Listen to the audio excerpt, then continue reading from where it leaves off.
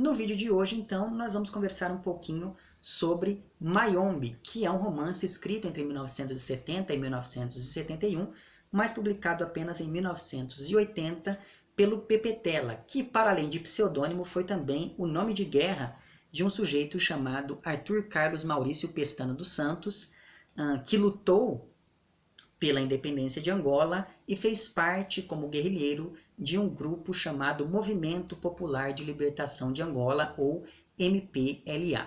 E como esse romance aqui figura justamente esse período de conflito, eu vou dar um passo para trás para depois conseguir dar 2 passos para frente nessa nossa discussão. Bom, em 1576, os portugueses fundam Luanda como capital ali de Angola e começam um processo de exploração dos recursos humanos e materiais daquele lugar, digamos, né? Então, dali os portugueses tiravam não apenas matéria-prima, mas, em alguns casos, escravos também. E é claro que esse processo predatório levou, não apenas por parte de Portugal, mas por parte de todos os países da Europa, de certa maneira, que tinham algum tipo de colônia em África, esse processo predatório acabou levando a uma partilha completamente arbitrária dos territórios africanos pelos europeus, que não consideravam as divisões étnicas pré-existentes. Então, eles colocavam etnias inimigas em um mesmo espaço para ocupar ali uma mesma porção de terra, e é claro que isso não dá muito certo, porque com isso a África sempre foi marcada por uma série de conflitos internos graças a essas intervenções dos europeus, né? E além desses conflitos, a história desses países é marcada também e principalmente pelo parasitismo, pela escravidão e pelo colonialismo, né? E na condição de colônia, esses países não conseguiam, e não conseguiram por muito tempo, se desenvolver industrialmente, de modo que havia por lá apenas uma economia baseada na agricultura, na mineração, na pesca e etc.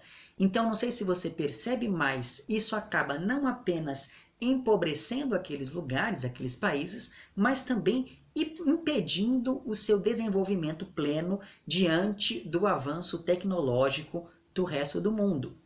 Então, enquanto o Brasil, por exemplo, conquistou a sua independência no século XIX, o que em termos históricos ainda é muito tarde, as colônias africanas só se tornaram independentes de Portugal ao longo do século XX. Então perceba que eles são ainda mais jovens do que nós, pensando esses países como lugares independentes. Então, depois das 2 grandes guerras mundiais do século passado, manter a ordem nas colônias foi se tornando cada vez mais difícil e cada vez mais caro. E por isso, os movimentos pela libertação desses mesmos países, dessas mesmas colônias, foi se fortalecendo, porque esses lugares colonizados foram percebendo que o avanço não viria mais pela metrópole. No caso específico de Angola, esses movimentos pela independência começaram de fato em fevereiro, ou se articularam de maneira mais evidente a partir de fevereiro de 1961,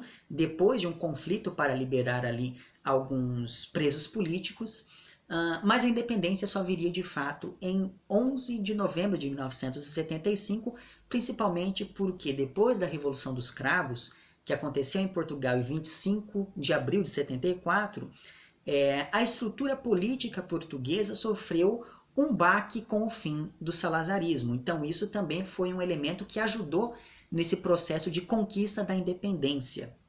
Mas veja, o período de lutas pela independência coincide historicamente com o período da Guerra Fria, né? E isso vai ser bastante importante porque, uma vez que o conflito entre Estados Unidos e União Soviética era apenas ideológico, esses 2 grandes blocos, representando o capitalismo e o comunismo, o socialismo, enfim, esses 2 grandes blocos acabavam patrocinando guerras em vários lugares. Eu estou usando aqui a palavra patrocinando porque acredito eu que ela seja a que melhor expresse a atitude desses 2 blocos com relação ao resto do mundo.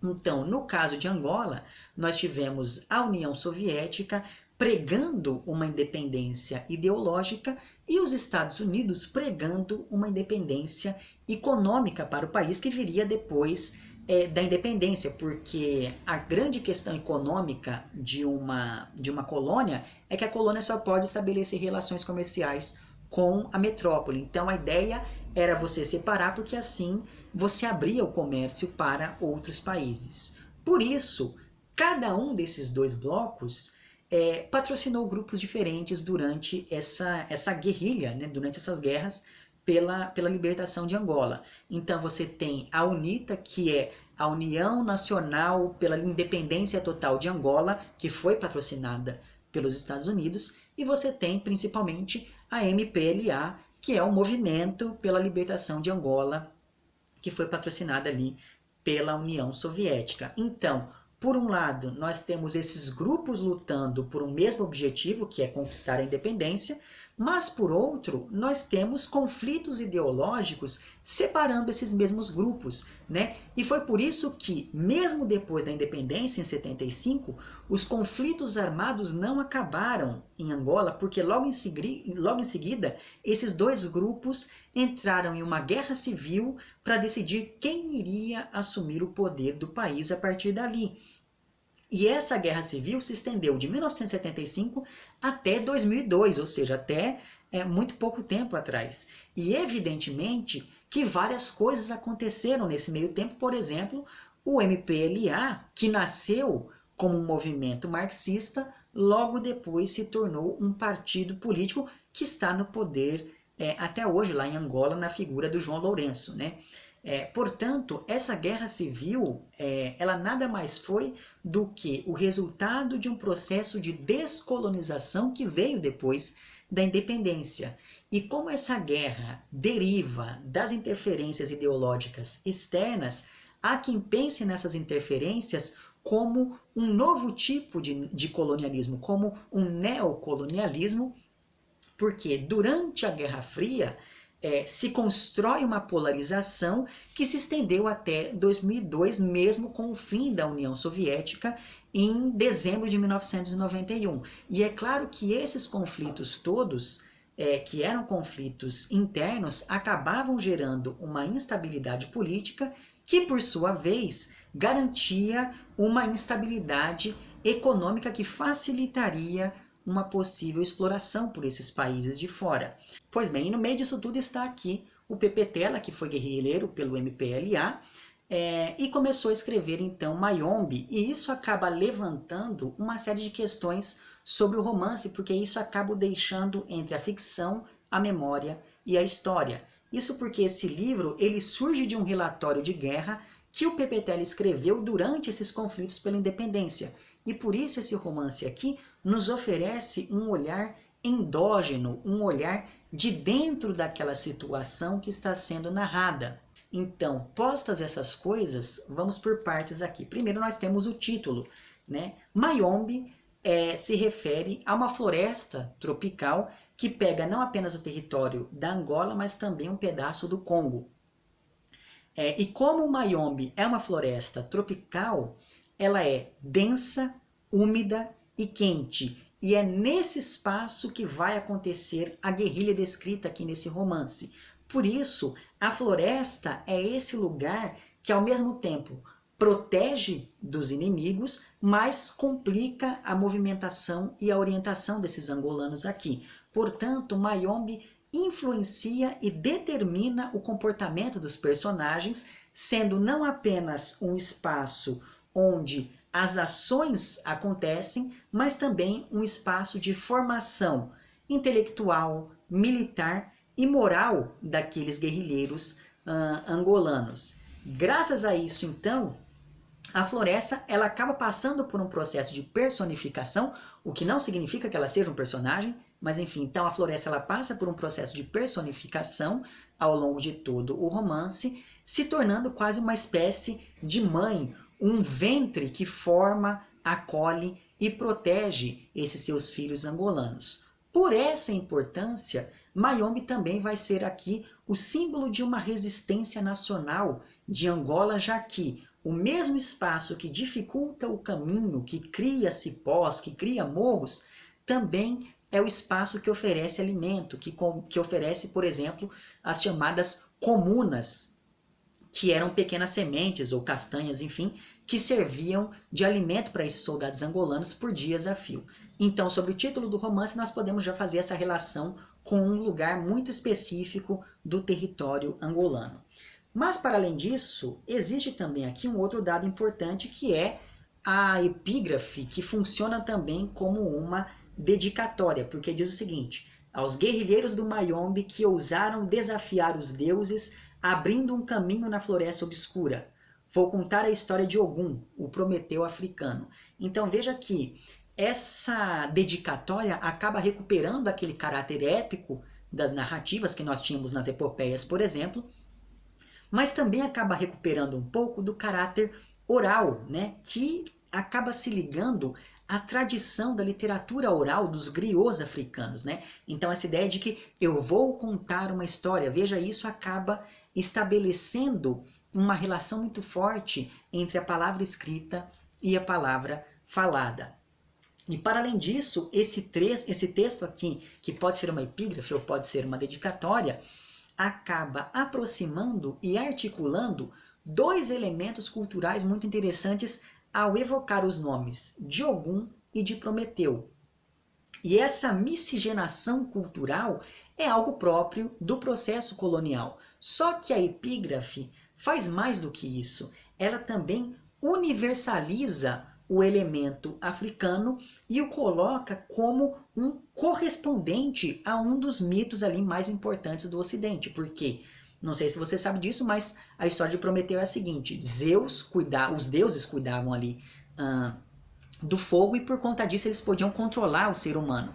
Até que o Prometeu achou essa relação injusta, roubou o fogo dos deuses e entregou aos homens, e por conta disso ele foi punido. Então ele ficava em um rochedo e todos os dias um abutre ia, comia o fígado de Prometeu e durante a noite esse fígado se regenerava e no dia seguinte o abutre voltava, comia o fígado de novo e por aí vai. Então veja aqui, assim como Zeus controlava os homens no mito grego, Portugal aqui controlava a Angola. E se Prometeu levou a iluminação aos homens por meio do fogo, Ogum levaria a liberdade por meio dessa consciência política, como fica claro aqui ao longo do desenvolvimento dessa narrativa.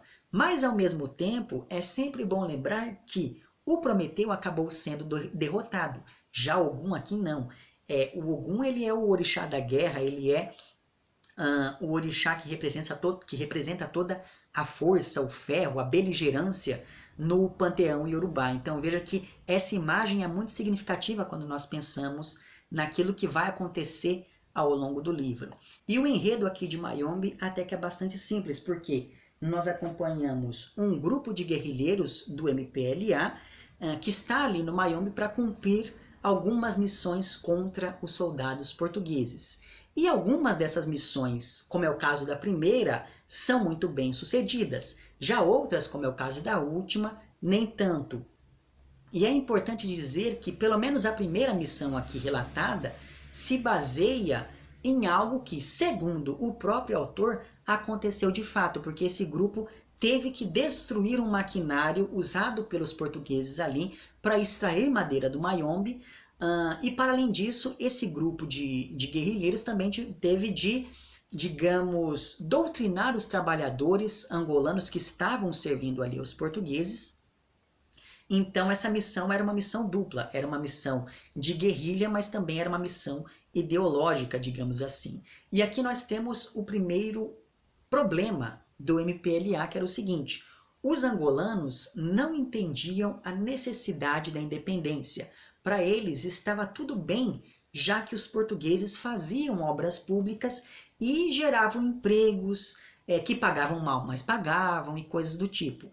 Por isso, esses angolanos não percebiam todo o processo exploratório que estava acontecendo ali e pensavam que os guerrilheiros, né, que eram aqui, que faziam parte do MPLA, eram na verdade vagabundos, eram pessoas que estavam querendo implementar um comunismo, que eram pessoas más e coisas do tipo, coisas que nós não vemos há muito tempo por aqui, não é verdade?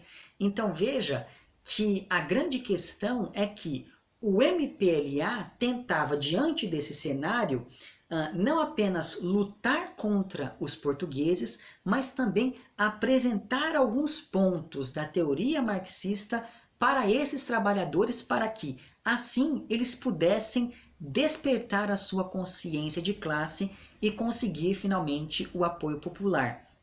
Ou seja, tão importante quanto a guerrilha em si era o esclarecimento político daquelas pessoas, e esse esclarecimento acontecia quando os guerrilheiros do MPLA alertavam os angolanos sobre a exploração da terra pelos tugas, que é como eles chamam os portugueses. Então, ainda que não sejam nomeados de fato, conceitos marxistas como mais-valia, alienação, ideologia e luta de classes vão aparecer aqui ao longo de todo o romance. Porque, uma vez que o MPLA era patrocinado pela União Soviética, esse grupo tinha um alinhamento ideológico voltado ao marxismo-leninismo, né? E por conta disso, então, essas pessoas elas queriam esclarecer a população, ou parte da população de Angola, segundo os pressupostos dessa mesma ideologia. Mas para além dessa guerra política e ideológica, esses personagens guerrilheiros aqui tinham de lidar também com vários outros problemas que dificultavam o processo de luta pela independência. E esses problemas envolviam, por exemplo, questões mais imediatas como fome, frio, medo, o fato de não enxergarem o inimigo. Esses soldados aqui, eles não sabiam se orientar muito bem pela floresta sem ajuda. Você tinha os portugueses se aproximando cada vez mais. Você tinha a chegada de recrutas que mal sabiam como segurar numa arma. Você tinha as dificuldades de cada uma dessas missões, o confronto em si com o inimigo. Tudo isso acaba fazendo com que as tensões e crises internas desse grupo aqui representado comecem a aumentar conforme o tempo passa. Para além disso, nós temos também como elemento dificultador da luta pela independência questões que são políticas, como por exemplo a corrupção e a traição entre os membros desse grupo, porque um dos membros vai ter um caso com a mulher do outro, vai desviar verba, etc, etc. Então tudo isso acaba comprometendo a imagem e a seriedade do grupo. Você tinha também aqui questões ideológicas, e isso fica claro porque a gente percebe que não existe uma unidade ideológica dentro do próprio MPLA, porque cada um ali tinha sua própria visão de como o marxismo poderia ou não ser aplicado em um país como Angola. Não por acaso, depois da independência, tiveram ali de enfrentar um longo período de guerra civil, por conta dessas divergências que aconteciam dentro dos próprios grupos, né? Para além dessas questões imediatas, políticas, ideológicas, nós tínhamos também aqui questões pessoais dificultando todo esse processo de conquista da independência, porque você tinha nesse grupo desde o camponês que foi vingar a morte dos pais, até o intelectual que tinha acabado de voltar dos seus estudos da Europa. Então você tinha aquele soldado que abraçou a ideologia de maneira irrestrita e por conta disso havia se lançado na clandestinidade, na guerrilha, mas você também tinha ali aquele soldado que tinha abandonado a esposa, a família, os filhos, etc. Então você tinha um soldado que era mais destemido, um outro que tinha medo de morrer, um outro que se questionava o tempo todo se realmente valia a pena passar fome e todos aqueles tipos de privação por conta daquele ideal revolucionário. Então, para além de um romance sobre a guerra, Mayombe também é um romance que nos mostra como esses dramas pessoais aparecem e determinam ou influenciam o drama social maior que estava sendo vivido por todo o país, por toda Angola. E ao articular o pessoal e o social, o Pepetela acaba criando aqui um processo de humanização desses personagens ao mostrar as suas dúvidas, os seus medos, as suas falhas, as suas incertezas e etc.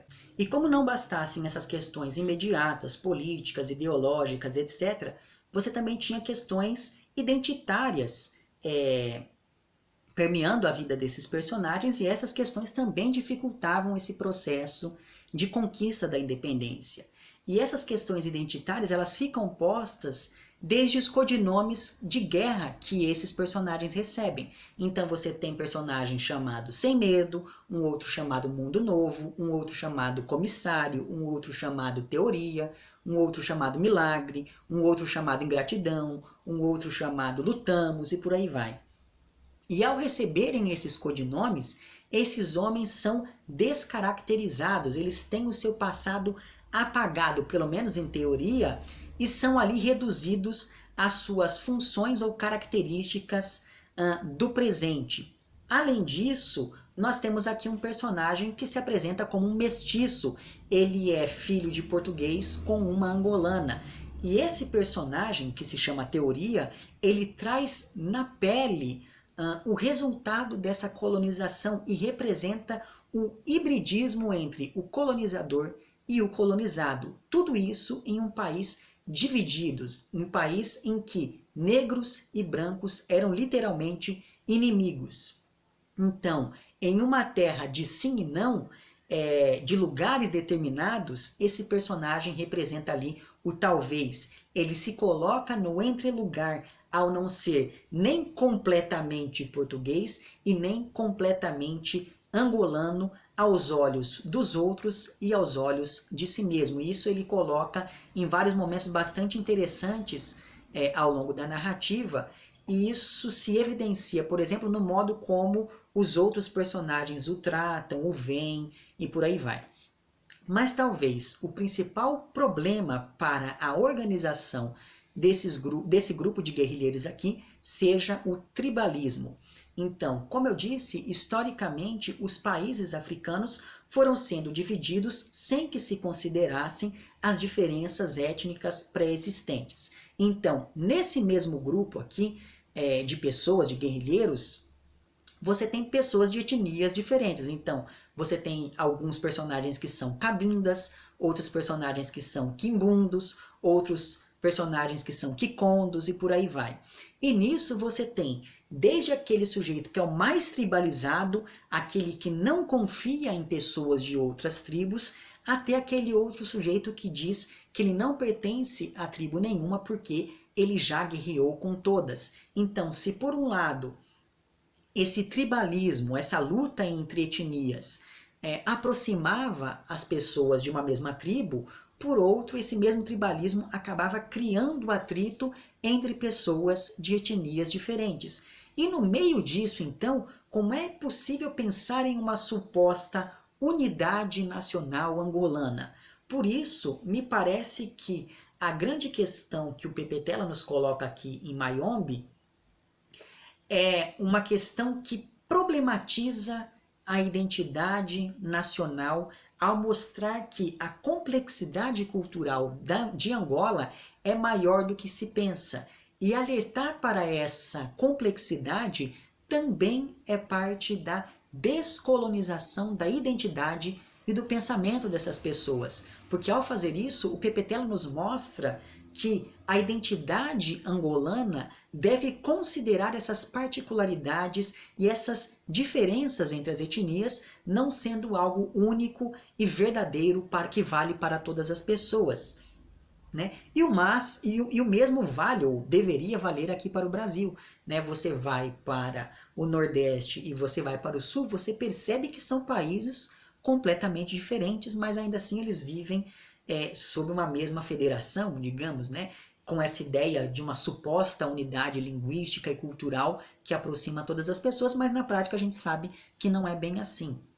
Mas enfim, uma coisa muito importante é que quando esse livro foi escrito, o termo tribalismo ainda era aceitável.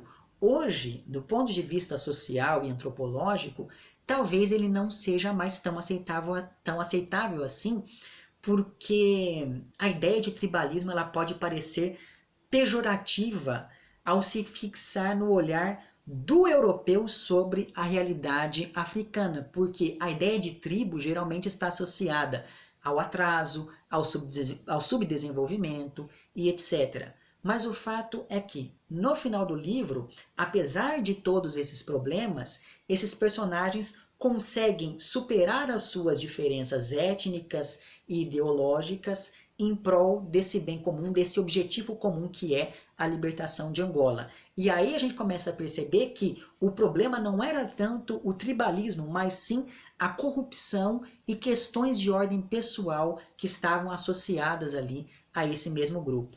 Então veja que ao tratar desses personagens aqui de Mayombe, nós estamos falando de pessoas de etnias, culturas e línguas diferentes lutando contra o colonizador.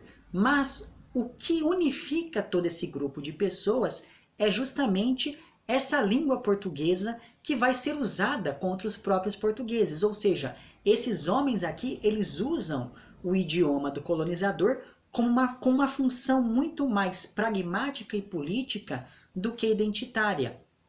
Tanto é assim que, ao longo de todo o romance, aparecem várias palavras em idiomas locais, juntamente com termos como, por exemplo, Tuga, que demonstram certa resistência por meio da língua, porque Tuga é a maneira como os angolanos se referem aos portugueses, mas isso é uma maneira bastante pejorativa. Então, quando eles falam Tuga, eles estão xingando os portugueses utilizando a própria língua portuguesa. E daí, eu não sei se isso se aplica a todas as edições, mas pelo menos essa que eu tenho aqui em mãos, ela traz ao final um glossário com todas essas palavras que podem dificultar um pouco a leitura, porque, enfim, fogem ao nosso conhecimento do português, né? Mas então veja que todas essas questões, elas vão ser, essas questões envolvendo ideologia, identidade, língua, política, etc., tudo isso vai estar sendo levantado aqui conforme nós vamos acompanhando esse grupo de 14 ou 15 pessoas, fixando uma base de operações na floresta do Mayombe e tendo de resolver questões burocráticas em uma central que fica, em uma central administrativa que fica em uma cidade perto ali da floresta. E uma coisa bastante interessante a se pensar é que, enquanto o espaço da cidade é marcado pela traição e pela desconfiança, o espaço da floresta é marcado pela luta e pelo companheirismo. E com isso o romance acaba invertendo a lógica entre o civilizado e o não civilizado, o que também é uma forma de resistência a essa narrativa do colonizador, digamos, né? E pensando ainda nesses aspectos da construção das categorias da narrativa, algo a se considerar também é o próprio narrador, porque apesar de ser um livro narrado em terceira pessoa, Mayombe conta com alguns momentos em que os próprios personagens assumem a voz da narrativa para poder falar ali daquilo que está acontecendo a partir de sua perspectiva pessoal. E ao longo do romance, isso acontece, salvo erro, 9 vezes, esses momentos em que esses personagens assumem a narração. Com isso, o Pepetela acaba desconstruindo aquela narrativa única sobre o MPLA, já que essas outras vozes colocam em evidência aquela série de conflitos internos que eu fui mencionando ao longo desse vídeo. Por isso, Mayombe é considerado um romance marcado pela polifonia, um romance polifônico, ou seja, por várias vozes, né? E essa aproximação de vozes diferentes rompe com o discurso único e autoritário do narrador em terceira pessoa. E isso é, ou deveria ser pelo menos, algo muito caro ao marxismo, já que o marxismo pressupõe essa relação dialética, esse contato entre elementos contraditórios, entre elementos opostos. E esses trechos em que nós temos as vozes desses personagens, eles sempre começam da mesma maneira. Então, você tem o texto normal e daí em itálico você tem eu, vírgula, o narrador, vírgula, e daí o nome do personagem. Por exemplo, aqui o primeiro é eu, o narrador, sou teoria. Então, em todos os momentos você vai ter essa mesma composição, exceto pelo último trecho em que isso acontece, que aparece lá durante o epílogo desse romance, porque esse trecho em específico começa com o narrador sou eu, o comissário político. Então veja que, ao começar com o narrador sou eu, esse personagem acaba dando a entender que, na verdade, ele era aquele narrador em terceira pessoa desde o início e, portanto, ele era o responsável por compilar tudo aquilo que estava acontecendo e que foi sendo narrado ao longo do romance. E isso se confirma quando a gente percebe que, depois desse último trecho aqui, aquele narrador em terceira pessoa não aparece mais, ele não volta mais. Mas, tendo em vista, então, essas questões todas, quem são, afinal de contas, esses personagens? Apesar de serem muitos, eu vou destacar aqui apenas 3 como sendo os centrais ao longo do romance. Então você tem a Ondina, que é professora dessa cidade onde está... E ela é noiva de um dos guerrilheiros, mas ela não se sente satisfeita ou plenamente satisfeita com essa relação, o que faz com que ela atraia esse rapaz. E com isso, essa personagem, em um ambiente predominantemente masculino e machista, toca em questões como a libertação feminina e o modo como o marxismo lida com essa libertação da mulher. Não por acaso, ela é uma das únicas personagens aqui que não tem voz ao longo do romance. A maioria dos homens acaba assumindo a voz narrativa em determinado momento, mas isso acaba não se aplicando aqui a Ondina, né? Então veja que ela é um desses elementos que desestabiliza essa ideologia predominante no romance. Para além da Ondina, nós também temos o comissário, que é o único personagem nomeado nesse grupo de guerrilheiros. O nome dele é João. E o comissário que é o noivo da Ondina, e ele é marcado por uma visão bastante idealista do marxismo e da vida como um todo, do relacionamento que ele nutre pela moça e etc. Entretanto, conforme o romance avança, as desilusões amorosas e políticas desse rapaz, do comissário, vão provocando um choque entre o mundo ideal que ele tinha e o mundo real em que ele está inserido. E por fim, nós temos como último grande personagem aqui deste livro, o comandante do grupo de guerrilheiros, que se chama Sem Medo. Ele é que vai ser o Ogum lá da epígrafe do livro, ou da dedicatória, enfim, do livro, porque ele é o que está mais apto para a guerra. Ele representa a maturidade, a masculinidade, ele sempre planeja muito bem tudo aquilo que está ao seu redor, ele sempre observa muito todas as relações entre as outras pessoas, e ele é bastante, justamente por ser um bom observador, o Sem Medo acaba sendo muito crítico ao próprio marxismo, apesar de ser marxista. E além disso, ele é ateu, apesar de ter sido seminarista quando jovem. Então veja que esse personagem ele é bastante peculiar dentro do campo ideológico aqui do romance, né? E uma coisa muito importante é que entre o Sem Medo e o comissário vai se estabelecer uma relação quase que de pai e filho, tanto pelo afeto que existe entre os dois, mas também por conta da hierarquia que existe entre esses personagens. E enquanto o Sem Medo permanece o mesmo ao longo de todo o livro, representando por isso aquele herói épico, grandioso, enfim, que é ilibado, etc., o comissário ele vai aos poucos evoluindo conforme a narrativa avança. Ele vai aos poucos se aproximando muito mais daquela imagem do herói romanesco que passa por um processo de aprendizagem cheio de erros, de dúvidas, de tropeços e etc. E essas diferentes posições acabam confirmando a relação de paternidade entre esses dois personagens, porque é como se o Sem Medo fosse o professor ou o guia que vai ensinar, que vai orientar o comandante sobre o que é a vida, sobre o que é a guerra, sobre o que é o amor e por aí vai. Então veja que, diferente daquele romance burguês, ocidental, normal, com o qual nós temos mais contatos, né, que é um romance que tem um personagem central lidando com os seus próprios problemas, Mayombe é um romance em que, de certa maneira, o próprio país acaba sendo protagonista, porque esses personagens, esse grupo de guerrilheiros, acabam sendo quase metonímias da realidade cultural, étnica, política e social da Angola daquele período. Portanto, Mayombe nos mostra, primeiro, a pluralidade cultural envolvida na construção da identidade angolana. Segundo, que a condição colonial é fruto de uma dinâmica de exploração que é, antes de qualquer coisa, capitalista. Terceiro, que é preciso pensar com novos modos, de novas maneiras, para que a gente possa entender a identidade de um país depois de ter sido colonizado, né? Então, o que é que significa ser angolano depois de 1975? Ou seja, como nós vamos desvincular o país colonizado de uma visão e de um discurso que nascem do país colonizador.